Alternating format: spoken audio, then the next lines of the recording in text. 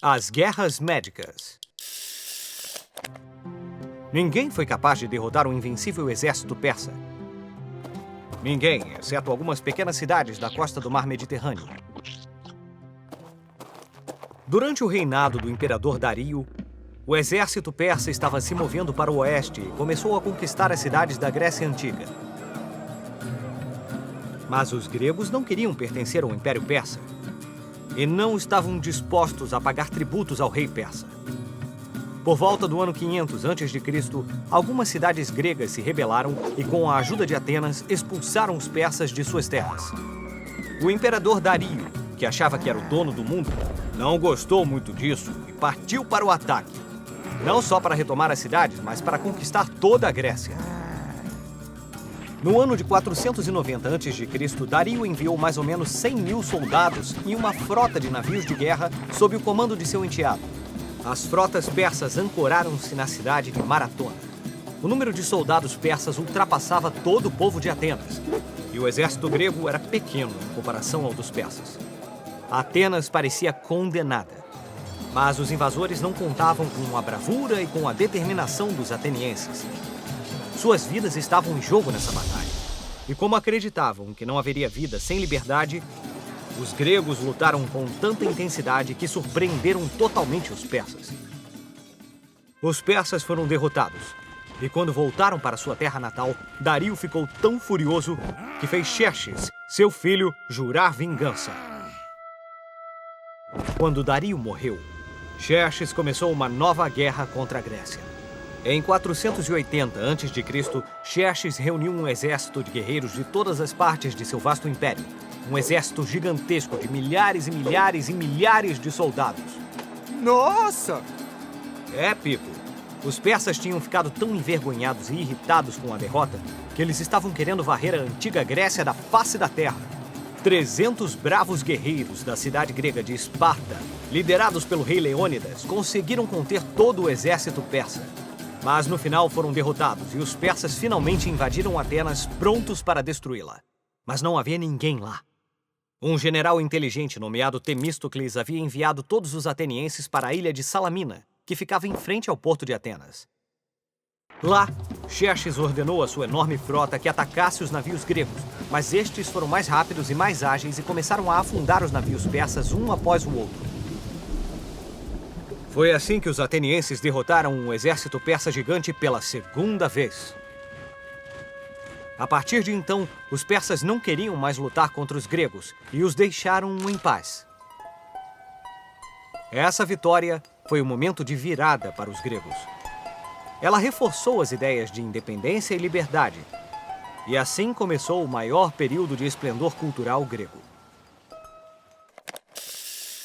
O fim dos Aquemênidas.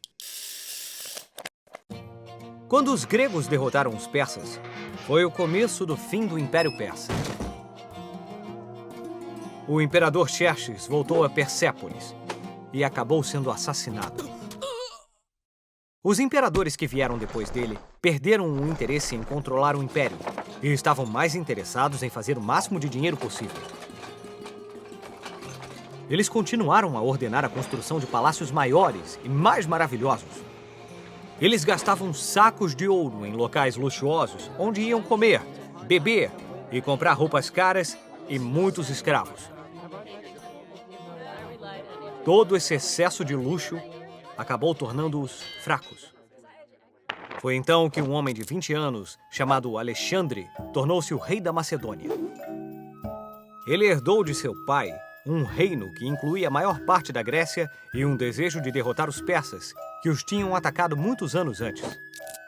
No ano 334 a.C., Alexandre partiu para o Oriente com um exército de 30 mil soldados de infantaria e 5 mil de cavalaria. Como ele avançou através das terras persas, começou a aprender muitas coisas sobre a cultura local. E ele os admirava, apesar de serem inimigos declarados. O confronto final entre gregos e persas foi na Batalha de Issos. Alexandre os derrotou e queimou o Palácio Real em Persépolis, até que fosse reduzido a cinzas. Então, prosseguiu em direção à Índia. Quando voltou, ficou conhecido como Alexandre o Grande, e governou o império da lendária cidade da Babilônia. Lá, casou-se com uma linda princesa chamada Roxana. Alexandre pretendia criar um mundo onde os costumes e os povos poderiam se misturar em harmonia.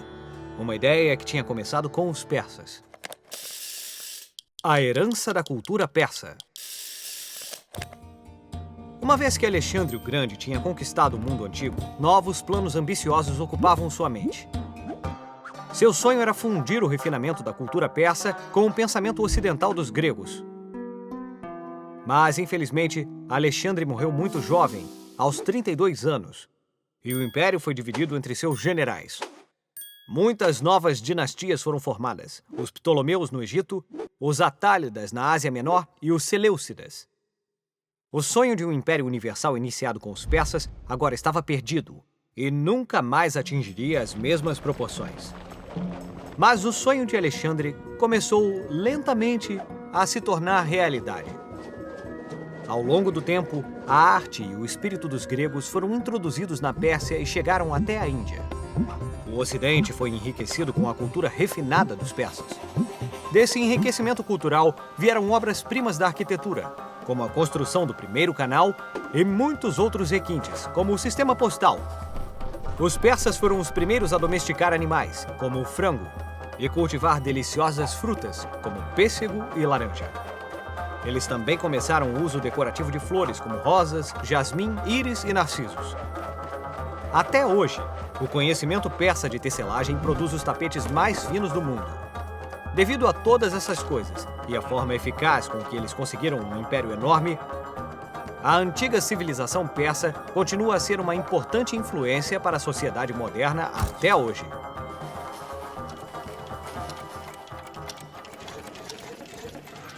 Vamos usar nossa bússola do tempo para descobrir mais sobre a história da Biblioteca de Alexandria.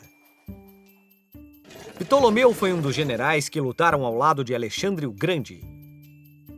Quando Alexandre morreu, Ptolomeu assumiu o comando do Egito e estabeleceu seu governo na cidade estratégica de Alexandria. Lá, ele ordenou a construção de uma biblioteca, que, segundo alguns, estava destinada a ser a casa de tudo o que havia sido escrito por todos os homens em todo o mundo. Dá para imaginar? Ptolomeu, assim como Alexandre, estava muito interessado na preservação e na difusão do conhecimento da Grécia, da Pérsia e da Índia. A Biblioteca de Alexandria cresceu até ter em sua coleção quase 500 mil rolos de papiro de todo o mundo. Ela também incluía um museu, um jardim zoológico e até mesmo seu próprio laboratório. Lentamente, Alexandria se tornou o centro da ciência e da aprendizagem no mundo antigo. E lembre-se que tudo é surpreendente quando a gente tem vontade de aprender.